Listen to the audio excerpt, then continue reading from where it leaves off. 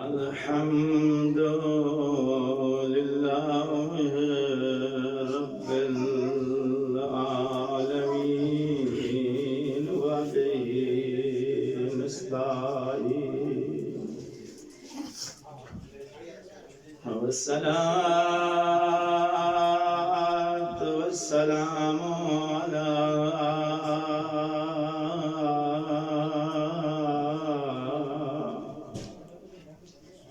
سيد الأنبياء والمرسلين أبي القاسم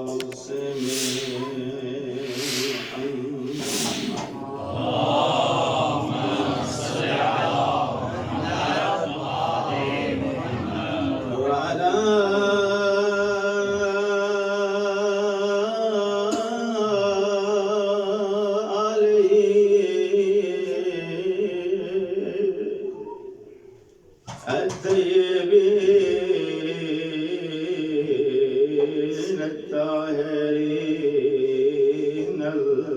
المعصومين لعنة الله على أعدائهم ملعونين أجمعين رب اشرح لي صدري ويسر لي أمري واحلل عقدة من لساني يفقهوا قولي صلوات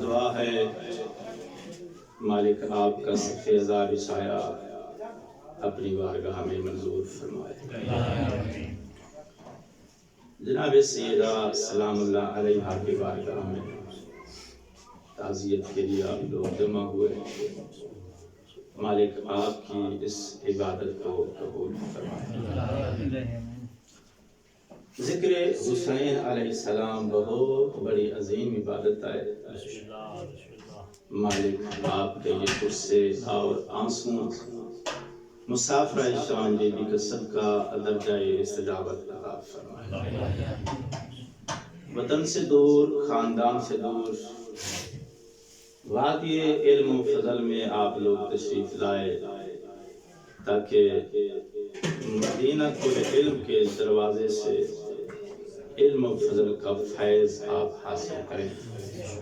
میری دعا ہے مالک آپ کو علم و عمل میں کامیابی کامرانی عطا فرمائے کچھ مومنین مریض ہیں خصوصاً جن کے حوالے سے مجھے حکم دیا گیا ہے جناب سیدہ سلام اللہ علیہ کے مسائل کا واسطہ میرے مالک ان مومنین کو اور جملہ تمام مومنین مومنات کو جو بیمار ہیں شفا کامل عاجل اور صحت و سلامت عطا فرمائے سمجھ کے ایک صلوات کا سہارا دیں تاکہ گفتگو کا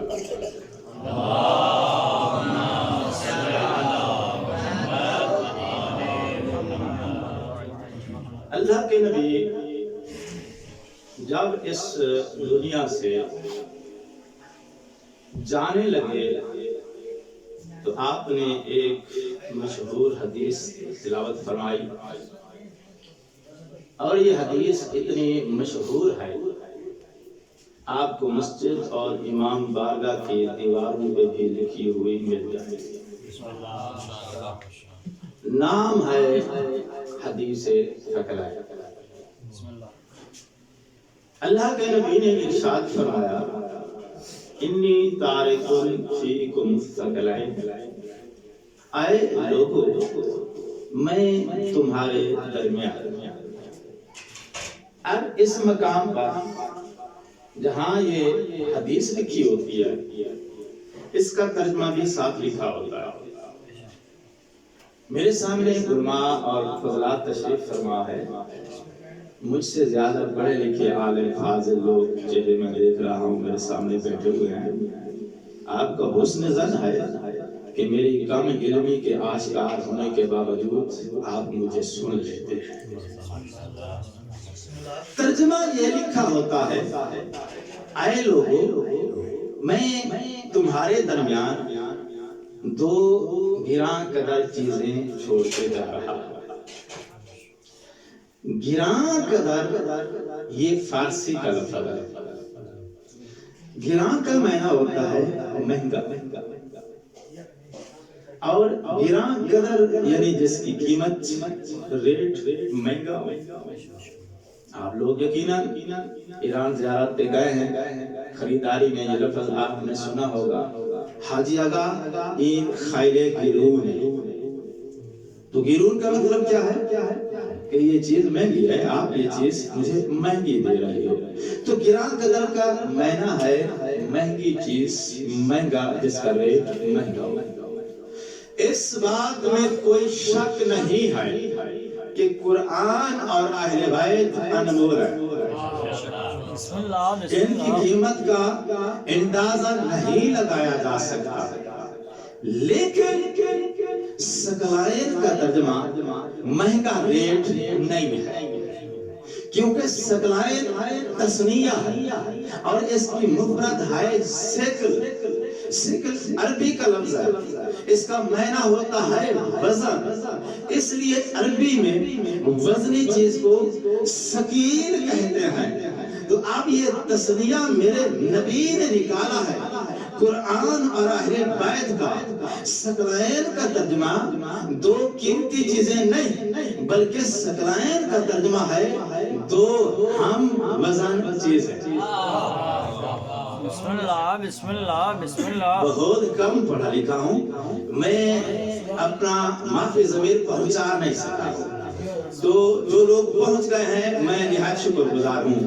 حکیم کے پاس جائیں تو وہ نسخہ لکھتا ہے، اور جب نسخہ لکھتا ہے تو پھر لکھتا ہے سونف اور الائچی ہم وزن ڈال۔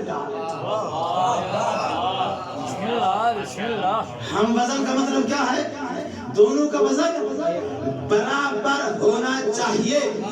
حدیث کی پیشانی پہ ثقلین کی مہر میرے نبی نے خود لگائی ہے۔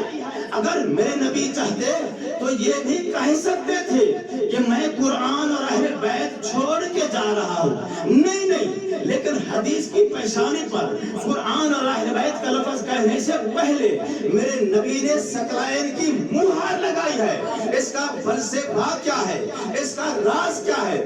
راز یہ ہے میرے نبی اس وقت دنیا سے واپس رخصت ہو رہے ہیں، اور اپنے جانے کے بعد اپنی امت کو حق کا معیار دینا چاہتے ہیں کہ میرے جانے کے بعد اگر یہ فیصلہ دینا چاہتے ہو، اگر یہ جج کرنا چاہتے ہو کون بندہ حق پہ ہے، کون باطل پہ ہے، کون سیدھے راستے پر ہے، کون گمراہ ہے، تو اس کے لیے یاد رکھو میں معیار اور ایک پہچان دے کے جا رہا ہوں۔ ترازو کے دو پلڑے ہوتے ہیں، درمیان میں ایک لوہے کی کیل ہوتی ہے جس کو ترازو کا قبلہ کہتے ہیں۔ ترازو کا قبلہ اس وقت سیدھا ہوتا ہے جب دونوں پلڑوں کے اندر وزن برابر ہو۔ وزن برابر نہ ہو ترازو کا قبلہ سیدھا نہیں رہتا۔ میرے نبی نے حق اور باطل کی پہچان کے لیے، یہ سمجھنے کے لیے کہ بندہ حق پہ چل رہا ہے یا باطل کے راستے پر چل رہا ہے، میرے نبی نے یہ معیار دے دیا ہے۔ انی تارکن فیکم الثقلین، اگر دیکھنا ہو بندہ حق پر ہے یا باطل پر ہے تو ایک ہاتھ میں قرآن ہونا چاہیے، دوسرے ہاتھ میں دامن اہل بیت ہونا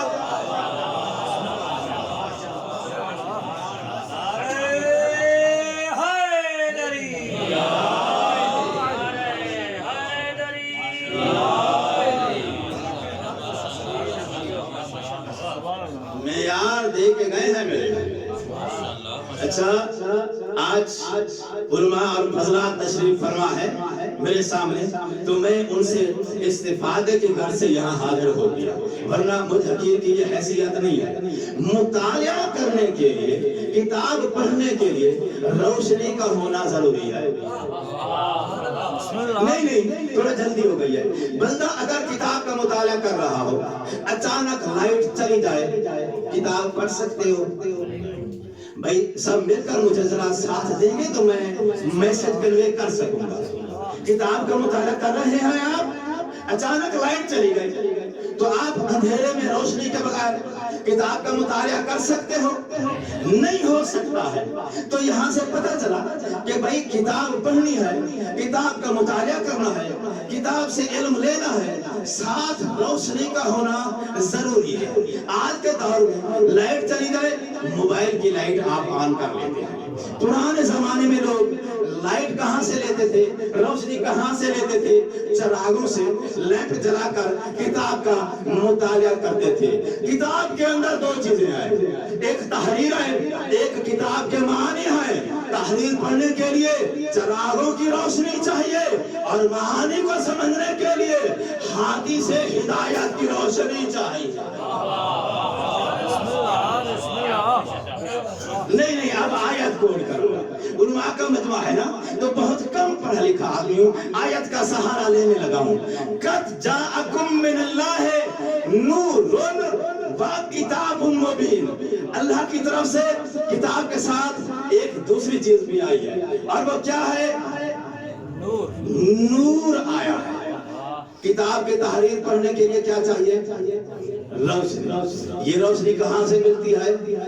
چراغوں سے. اور کتاب کے معانی کو سمجھنا ہو تو اس کے لیے بھی ایک روشنی چاہیے. اس روشنی کا نام ہے نور ہدایت. نور ہدایت چراغوں سے نہیں ملتا, اللہ کے بنائے ہوئے ہادیوں سے ملتا.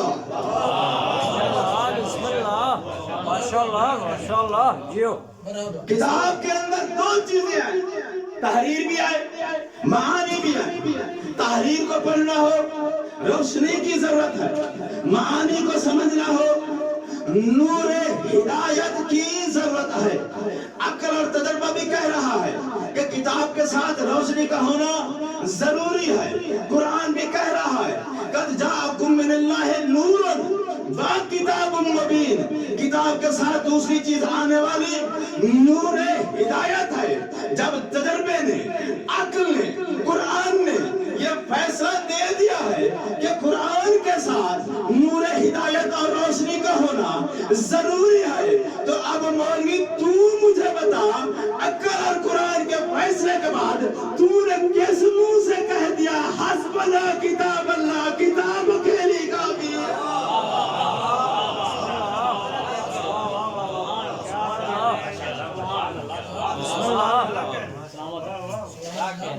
چونکہ اکیلی کتاب کافی نہیں تھی, اس لیے کتاب کے ساتھ جب یہ کتاب آئی تو اس کے ساتھ نور ہدایت بھی آیا.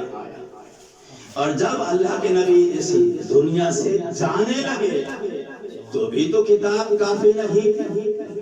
تو آپ نے کتاب کے معانی کو سمجھنے کے لیے جس نور ہدایت کی ضرورت تھی, اس نور ہدایت کا انتظام کر کے گئے. فرمایا من کنت مولا ہو وہذا علیم. اکیلا قرآن نہیں, قرآن کے ساتھ اہل بیت کو بھی چھوڑ کر گئے. حق پر وہی ہے جو قرآن کو براستہ اہل بیت سمجھے گا. جو قرآن کو بذریعہ اہل بیت سمجھے گا وہ حق ہے, اور جو قرآن کو ڈائریکٹ سمجھنے کی کوشش کرے گا اور قرآن کو کافی سمجھے گا وہ بھولے گا, وہ بھٹکے گا. منبر پہ بیٹھ کر بھی کہے گا اگر بھول جاؤں تو مجھ کو سیدھا کر.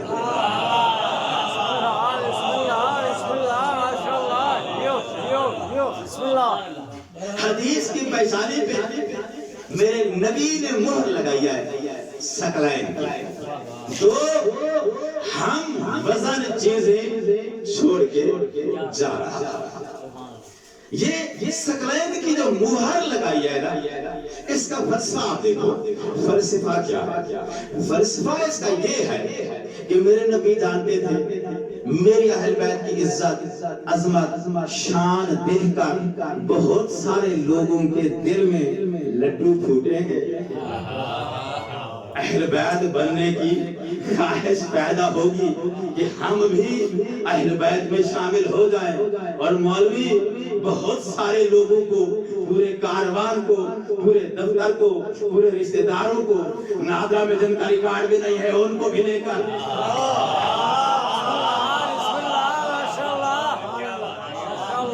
نادرا میں ریکارڈ تب بنتا ہے جب بلدیت کے کھانے میں کچھ لکھا تو بہت سارے لوگوں کو لے کر مولوی آ جائے گا، یہ بھی اہل بیت میں شامل ہے، یہ بھی اہل بیت میں شامل ہے۔ تو میرے نبی نے اہل بیت کی شان بیان کرنے سے پہلے ثقلین کی مہر لگائی ہے، ہر بندہ اہل بیت میں داخل نہیں ہو سکتا، اہل بیت میں فقط وہی ہو سکتا ہے۔ اس کو لے کر آؤ، پہلے آ کے اس کو قرآن کے وزن پہ تولو، قرآن کا ہم وزن نکلے تو اہل بیت میں داخل آئے۔ 40 سال پہلے کچھ اور ہو، بعد میں کچھ اور ہو، کچھ بھی ہو سکتا ہے، اہل بیت نہیں ہو۔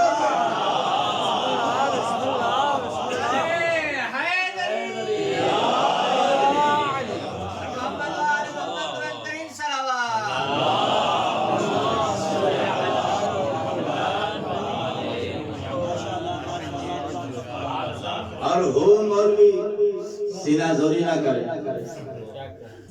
بھئی، جتنی داڑھی بڑی ہے اتنی زبان بھی تو بڑی ہے، کلام اس کے ہاتھ میں ہے، مورخ اسی کا ہے، فلاں بھی اہل بیت میں داخل ہے، فلاں بھی اہل بیت میں داخل ہے، آیت تطہیر کی تفسیر لکھتا ہے تو بہت سارے لوگوں کو اہل بیت میں داخل کرنے کی کوشش کرتا ہے تاکہ ان کو بھی طہارت کی ڈگری مل جائے۔ ڈگری ہوتی ہے، چاہے اصلی ہو چاہے نکلی ہو، جس نے سن رکھا، تاکہ ان کو بھی طہارت کی ڈگری مل جائے۔ تو اب مومنین پریشان ہو جاتے ہیں کہ مولوی صاحب نے فلاں کو بھی اہل بیت میں داخل کر دیا ہے، فلاں کو بھی اہل بیت میں داخل کر دیا ہے۔ پریشان ہونے کی ضرورت نہیں ہے، ٹینشن فری کرنے لگا ہے نبیہ مومنین کو۔ جس وقت میرے نبی نے اپنی اہل بیت کا تعارف کروایا، اور تعارف کروانے کے لیے چادر تطہیر کا حصار کھینچ کے اہل بیت کو چادر تطہیر کے نیچے جمع کیا ہے، جناب جبریل طہارت کی سند لے کر نازل ہوئے ہیں، ڈائریکٹلی چادر کے اندر جا کے بریک نہیں لگائی، چادر کے بہر رکے ہیں، رکنے کے بعد فرمایا ان اکونا تعاذن لی یا رسول اللہ ان اکونا معکم سادسن، اے اللہ کے نبی مجھ کو اجازت ہے میں تیری اہل بیت میں شامل ہو جاؤں۔ جبریل مقرب فرشتہ ہے، جبریل جیسا مقدس مقرب فرشتہ بھی جب تک میرے نبی اجازت نہ دے اہل بیت میں داخل نہیں ہو سکتا، تو میری نبی کی اجازت کے بغیر ملا کے کہنے پر کب کوئی اہل بیت میں داخل ہو سکتا؟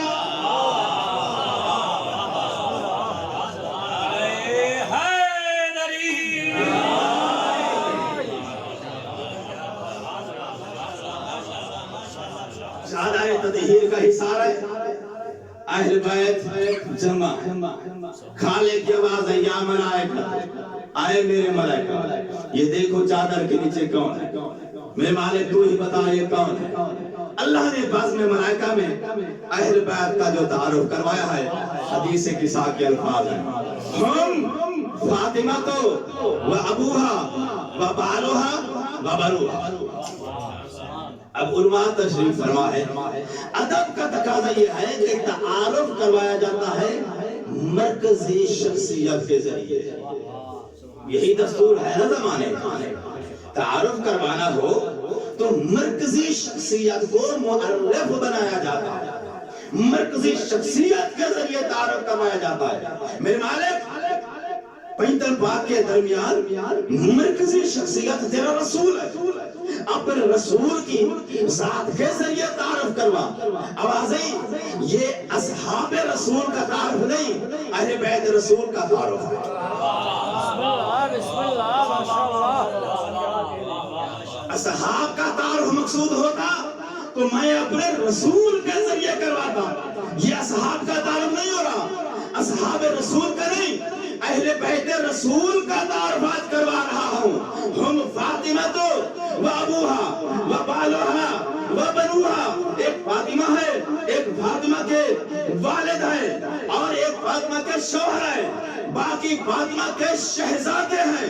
میرے مالک نے اہل بیت کے تعارف میں مرکزی شخصیت جناب بطول کو قرار دیا ہے. یہاں سے پتہ چلا اہل بیت وہ نہیں ہے جو رسول کا رشتہ دار ہو، اہل بیت اسے کہتے ہیں جو بطول کا رشتہ دار.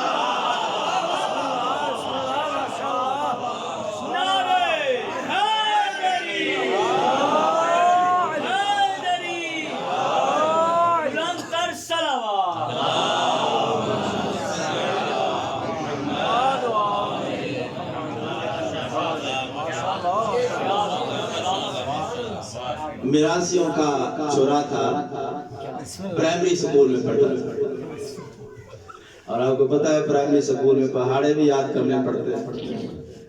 ماسٹر صاحب نے کہا ہے دھونی کا پہاڑا سنا. دھونی کا پہاڑا سمجھتے ہو نا؟ دھونی کا پہاڑا سنا. اس نے کہا جی ماسٹر صاحب پہاڑا تو نہیں آتا، ترل آتا. تو میرے محترم جس کو مولوی صاحبان نے سمجھا ہے کہ یہ بھی اہل بیت ہے، یہ بھی اہل بیت ہے، یہ بھی اہل بیت ہے، وہ بیچارے ثقلین کی طرز پر بھی نہیں آتے. ثقلین کی طرز پر آتے ہیں سیدائین، سبتائین، حسنائین، ضرورت ولین یوم الکندہ کے افضل من عبادت الثقلین. تو میرے نبی نے حدیث کی پیشانی پر ثقلین کی مہر لگائی اور کیا فرمایا؟ دو ہم وزن چیزیں چھوڑ کے جا رہا. اب دیکھنا یہ ہے کہ قرآن کا وزن کیا ہے، تاکہ پھر سمجھ میں آئے کہ جو قرآن کا وزن ہے وہی اہل بیت کا وزن ہے. اللہ کی پاک کتاب، ہمارے پاس تو اتنا علم نہیں ہے، نہ اتنا شعور ہے کہ ہم تیرا وزن بتا سکیں. تو خود ہی بتا تیرا وزن کیا ہے. تو قرآن نے اب اپنا وزن خود ہی بتایا ہے. لا یمسہ الا المطہرون. قرآن کا وزن یہ ہے کہ قرآن کو وضو کے بغیر، طہارت کے بغیر ہاتھ نہیں لگا سکتے. قرآن پاک ہے نا، تو قرآن پاک ہے. قرآن کو بغیر طہارت کے انسان نہیں چھو سکتا. قرآن بسم اللہ سے لے کر والناس کی سین تک جہاں سے کھولو جہاں سے کھولو، قرآن کا ہر برق، قرآن کا زیر زبر نقطہ، ہر جگہ سے لائف ٹائم قرآن پاک ہے. یہ ہے قرآن کا وزن. قرآن ہر جگہ سے پاک ہے. قرآن کا لفظ پاک ہے، ہر زیر زبر پاک ہے، لائف ٹائم قرآن پاک ہے. یہ ہے قرآن کا وزن. میرے نبی نے فرمایا دو ہم وزن چیزیں چھوڑ کے جا رہا. تو پھر ہر بندہ اہل بیت نہیں ہو سکتا. اہل بیت فقط وہی ہو سکتا ہے جس کی طہارت لائف ٹائم قرآن کی طرح پاک.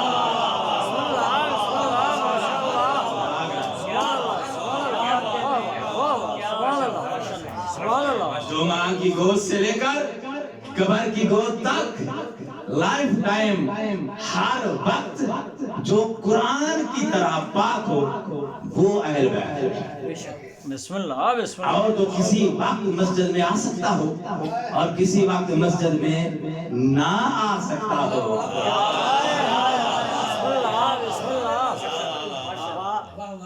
وہ اہل بیت میں داخل نہیں ہو سکتا. اچھا، اللہ کی پاک کتاب تیرا اور وزن کیا ہے؟ فرمایا ذالک الکتاب لا ریب فیہ.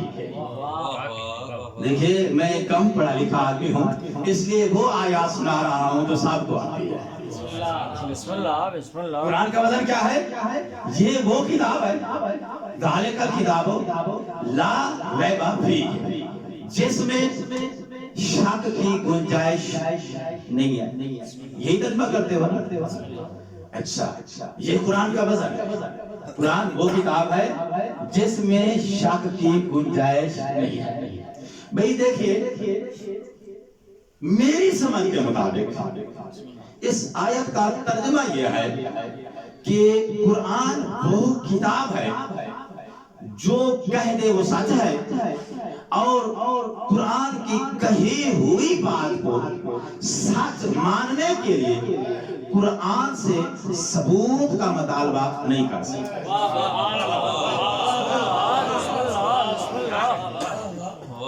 قرآن جو کہہ دے وہی حق ہے، وہی سچ ہے۔ اب قرآن کی بات کو سچ ماننے کے لیے ثبوت کا مطالبہ نہیں کر سکتے۔ کیوں نہیں کر سکتے؟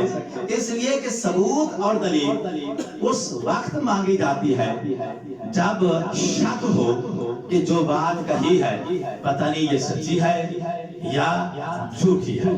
تو سچ کو دور کرنے، سچ کو کنفرم کرنے کے لیے، شک کو دور کرنے کے لیے دلیل اور ثبوت مانگا جاتا ہے۔ قرآن میں شک کی گنجائش نہیں ہے، اس لیے جو کہہ دے وہ سچ ہے، اور سچ ماننے کے لیے آپ قرآن سے ثبوت نہیں مانگ سکتے۔ بسم اللہ بھئی میں شاید میں واضح نہیں کر سکتا۔ بسم اللہ بسم اللہ بسم اللہ۔ قرآن کے علاوہ اگر دنیا کو کوئی اور کتاب یہ کہتی کہ بی بی مریم نے بغیر شادی کے ایک پاک پاکیزہ حلال زادے بیٹے کو جنم دیا، کوئی یقین نہ کرتا۔ بسم اللہ بسم اللہ، ماشاءاللہ ماشاءاللہ ماشاءاللہ، بسم اللہ۔ لیکن یہ بات چونکہ قرآن نے کہی ہے تو اب قرآن جو کہہ دے وہی حق ہے، وہی سچ ہے۔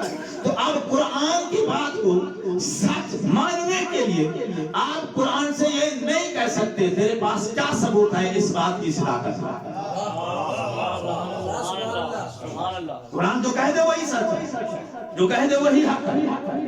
قرآن نے کہا ہے کہ عیسیٰ نبی مردوں کو زندہ کر لیتے تھے، چونکہ قرآن نے کہا ہے تو پھر یہی سچ ہے کہ واقعی وہ مردوں کو زندہ کر سکتے۔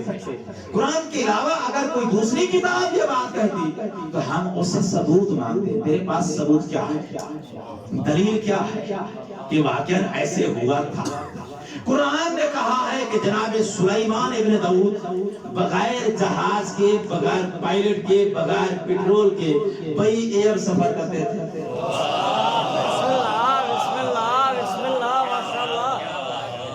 تو اب یہ نہ سمجھ میں آنے والی بات ہے نا، لیکن قرآن نے کہا ہے تو قرآن جو کہہ دے وہی حق ہے، وہی سچ ہے۔ تو اب قرآن سے یہ نہیں کہہ سکتے کہ پہلے ثبوت دے، دلیل دے، پھر ہم تیری اس بات کو سچ مانیں گے۔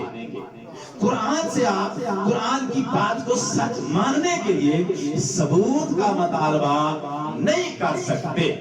کیوں نہیں کر سکتے ثبوت اور دلیل کا مطالبہ؟ کیونکہ ثبوت اور دلیل مانگی جاتی ہے کب؟ جب شک ہو کہ پتہ نہیں جو کہا ہے یہی بات سچ بھی ہے یا سچ نہیں ہے۔ تو سچ کو کنفرم کرنے کے لیے دلیل مانگی جاتی ہے، ثبوت مانگا جاتا ہے۔ ذالک الکتاب لا ریب فیہ، قرآن میں شک کی گنجائش ہی نہیں ہے، تاکہ قرآن کی بات کو سچ ماننے کے لیے قرآن سے ثبوت مانگا۔ اچھا، اب علماء میرے سامنے تشریف فرمائیں، اگر کوئی بندہ قرآن سے ثبوت کا مطالبہ کر دے کہ بھئی تیری یہ بات میں اس کو اس وقت تک تسلیم نہیں کرتا جب تک اس کی تو دلیل نہیں دیتا، پہلے ثبوت پیش کر پھر میں تیری اس بات کو مانوں گا۔ اگر کوئی مسلمان قرآن سے ثبوت کا مطالبہ کر دے تو پھر وہ بندہ تمام عالم اسلام کا اتفاق ہے مسلمان نہیں رہتا،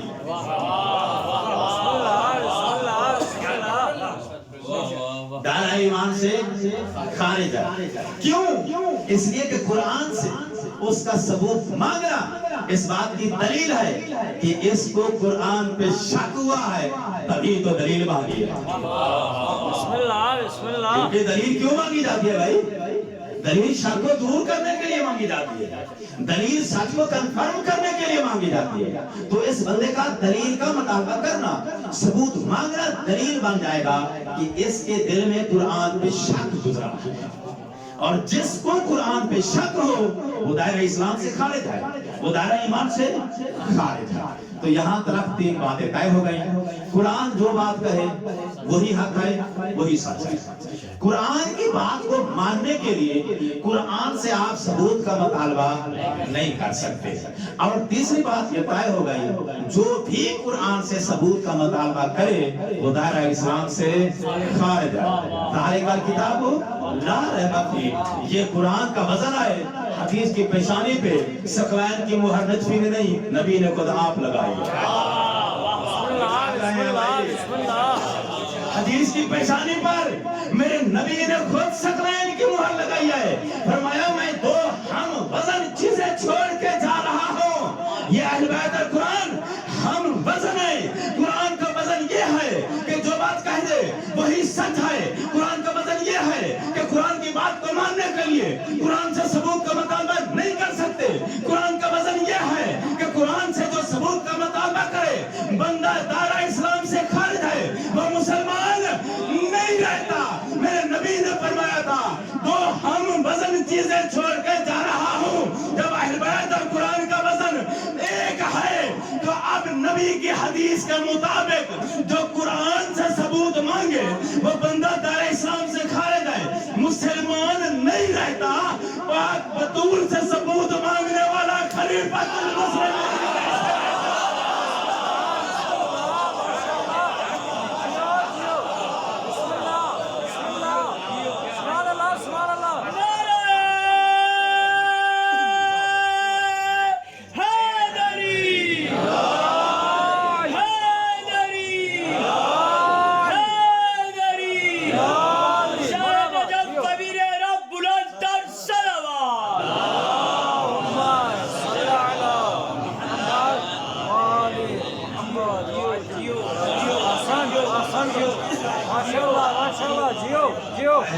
اور قرآن ہم وزن جیو بسم اللہ بسم اللہ۔ وہ وزن قرآن کا ہے وہی وزن اہل بیت کا۔ قرآن جو کہہ دے وہ حق ہے، اہل بیت بھی جو کہہ دے وہی حق ہے، وہی سچ ہے۔ نہ قرآن سے ثبوت کا مطالبہ کیا جا سکتا ہے، نہ بطول سے ثبوت کا مطالبہ کیا جا سکتا ہے۔ جس کی صداقت قرآن کے ہم وزن تھے مسلمانوں کے دربار میں ٹھٹرائی گئی۔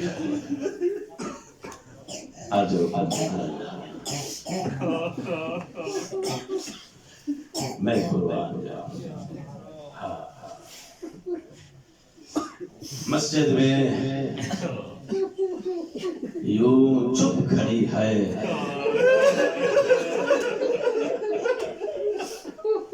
محمد کی آبرو، کوئی سوال کرنا سکھا دے حضور۔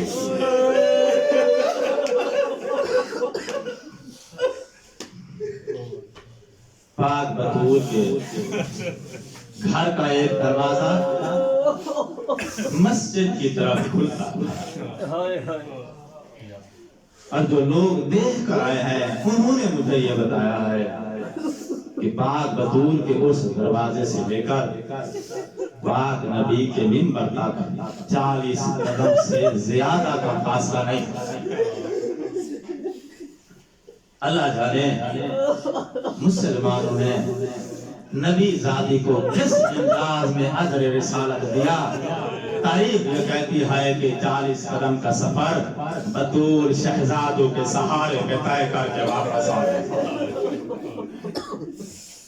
میں قربان دروازے پر شور بند ہوا ہے، علی کو کہہ کے دستور ہے زمانے کا، گھر میں مرد موجود ہو مستور دروازے پہ نہیں جاتے، شور کی آواز سننے کے بعد میرے مولا جواب دینے کے لیے جب بڑھے ہیں نا دروازے کی طرف، علامہ مدد سی، علامہ تبرسی احتجاج کے اندر یہ روایت موجود ہے۔ ابھی سہل تک میرے مولا پہنچے تھے، پاک بطول نے علی امام کو روکا، روکنے کے بعد فرمایا یا علی تو مظہر جلال کبریا ہے، میں رحمت للعالمین کی بیٹی ہوں۔ ہو سکتا ہے مورخ یہ لکھ جائے علی غصے میں آ گئے تھے جس کی وجہ سے لڑائی ہو گئی تھی، یا علی یہ مسلمان میرے بابا کا کلمہ پڑھتے ہیں، میں رحمت للعالمین نبی کی بیٹی ہوں، مجھے اجازت دے، شریعت کا مسئلہ ہے، اجازت دے میں امت کے ساتھ کراؤں۔ علی امام کی اجازت کے بعد پاک بطول دروازے پر آئی، فرمایا کون؟ آواز مسلمان۔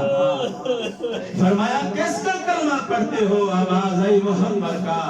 فرمایا اسی محمد کی بیٹی بطول آئی۔ شور ختم نہیں ہوا ہے، طرح طرح کی باتیں ہو رہی تھی۔ ایک گستاخ نے گستاخی کا یہ جملہ کہا ہے، علامہ تبرسی نے یہ جملہ لکھا ہے، یہ کمینہ تانا دے کر کہتا ہے ما بالو ابن امک قد عورت کیل الجواب بجلس من ورائے الحجاب۔ علی تو بڑا غیور تھا، آج ہمارے ڈر سے پردے کے پیچھے چھپ کر بیٹھ گیا، اپنی بیوی کو دروازے پر بھیجا ہے۔ یہ وہ تانا تھا جس کو پاک بطول برداشت نہیں کر سکی۔ نبی زادی نے رو کر جواب دیا طغیانوں کا اخرجنی یا شقی، تمہاری بغاوت نے مجبور کر دیا ہے، آج بطول دروازے پر آئی ہے۔ عزادارو پوری تفصیل کے ساتھ یہ واقعہ بیان نہیں کر سکتا ہوں، آپ فرما ہے، تشریف فرما ہے۔ بطول منتیں کرتی رہ گئی، دروازے پر آ کے شورے لگ گئے۔ عزادارو بیعت ایک بہانہ تھا، مسلمانوں کو اہل بیت کے ساتھ، علی کے گھرانے کے ساتھ کوئی پرانے دکھ تھے، بغض علی کی آگ تھی جو بطول کے دروازے پر لگ گئی۔ پاک بطول دروازے کے پیچھے منتیں کرتی رہ گئی۔ جلتا ہوا دروازہ ایک لعین نے اس دروازے کو اپنے پیر کے ساتھ جب ٹھوکر ماری، اب منظر میں بیان نہیں کر سکتا ہوں۔ جلتا ہوا دروازہ، جلتے ہوئے دروازے کے اندر لوہے کی میخ، اور دروازے کے اندر جو لوہے کا وہ مسمار تھا، لوہے کا ایک کیل تھا، زیادہ آگ کی وجہ سے گرم ہو چکا تھا۔ علامہ اصفہانی لکھتے ہیں لست ادری خبر المسمار، میری ضرورت نہیں ہے بیان کر سکوں، آگ کے ساتھ لوہے کا وہ کیل جب گرم ہو چکا تھا، بطول کے پہلو میں لگا ہے۔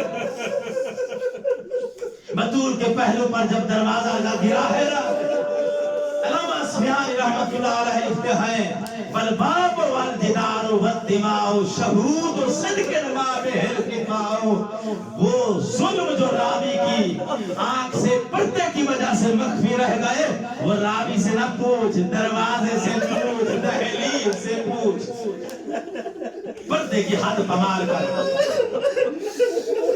مسلمان بطول کے گھر میں داخل ہوئے ہیں۔ میرے مولا قرآن جمع کرنے میں مصروف، بڑی گستاخی کے ساتھ میرے مولا کے گلے میں مسلمان نے رسیاں ڈالی ہیں۔ میرے مولا کو نہ امامہ پہنے دیا ہے، نہ ہی نعلین پہنے دی ہے۔ گستاخی کے ساتھ گلے میں رسیاں ڈال کے جب میرے مولا کو لے کر جانے لگے، زمانے کا دستور ہے کسی شریف کے گھر میں پولیس داخل ہو جائے، گھر میں کم سن چھوٹے بچے ہوں، اپنے باپ کا دفاع نہیں کر سکتے، ڈرے ہوئے سہمے ہوئے دیواروں کے ساتھ لگ جاتے ہیں۔ 6 سال 7 سال کے سن تھے شہزادوں کے، 4 سال کا سن لکھا ہے شہزادی زینب کا مورخین نے، جب بابے کے گلے میں رسیاں دیکھی ہے نا شہزادوں، پولیس سے ڈر کر شہزادے دیواروں کے ساتھ سہمے ہوئے کھڑے تھے۔ میری آقا زادی نے اپنے بھائی حسن کا شانہ ہلایا ہے، شانہ ہلانے کے بعد آواز دے کر کہا بھیا حسن، ہمارے بابا کے ساتھ یہ مسلمان کیوں ظلم کر رہے ہیں؟ میرے آقا نے فرمایا میری غیرت مند شریف بہن دعا مانگ تقدیر کسی شریف کو یہ منظر نہ دکھائے تقدیر نے آج یہ منظر دکھایا ہے تو پھر سن لے یہ جو گلے میں ڈالی گئی ہے نا ان کو نصیحہ کہتے ہیں اور جس کے گلے میں ڈال دی جائے اسے اسیر کہتے ہیں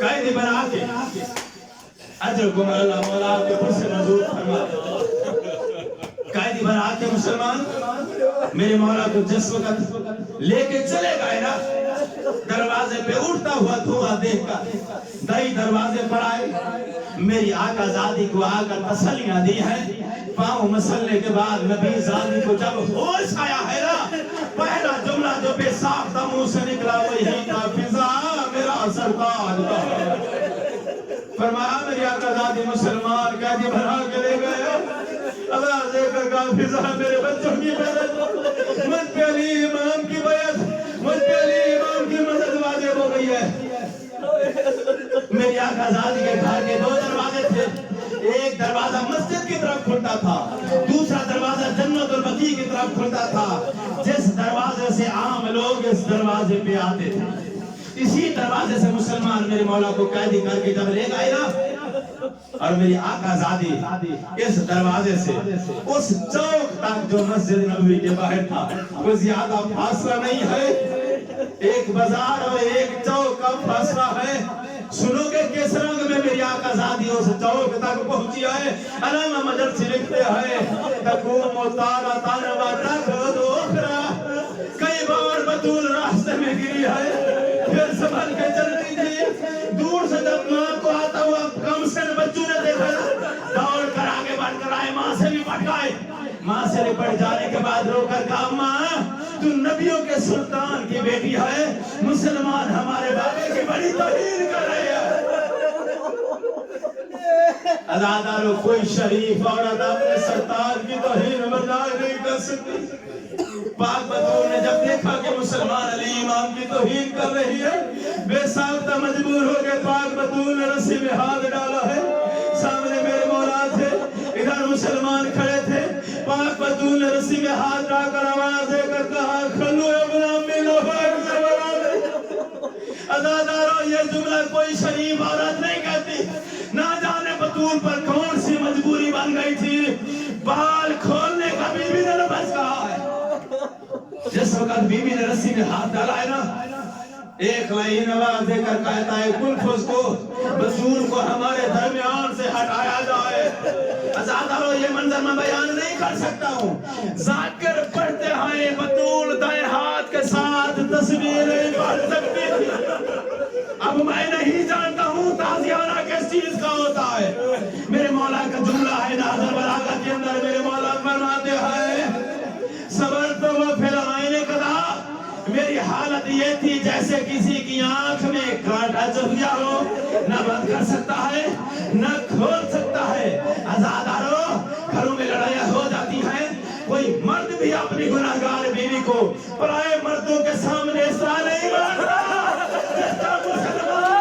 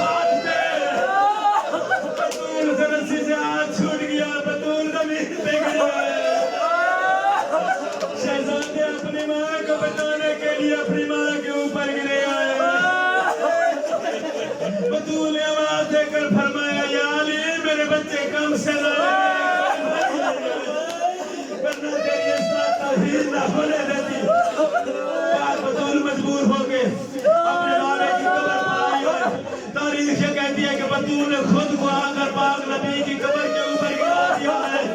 قبر کی جس جگہ پر بطول نے ہاتھ رکھے قبر کی مٹی کا رنگ تبدیل ہو گیا تھا. بطول نے آواز دے کر فرمایا بابا مسلمانوں نے میرے دروازہ جلایا بس صبر تو میں نے برداشت کیا. فاسقہ تو جنینی میرے محسن کو شہید کیا بس صبر تو میں نے برداشت کیا. بابا مسلمانوں میرے گھر کا پردہ پامال کیا بس صبر تو میں نے برداشت کیا. بابا اب میں یہ برداشت نہیں کر سکتی. مسلمان میرے سردار کی توہین کر رہے ہیں.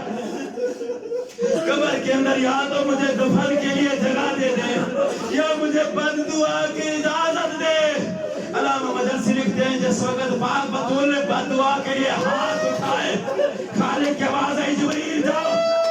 اگر بطول آج بد دعا کے لیے ہاتھ اٹھاتی ہے کائنات کو کر دے میں دوسری اور نئی دنیا بنا لوں گا. میں برداشت نہیں کر سکتا ہوں میرے نبی کی بیٹی بد دعا کرے.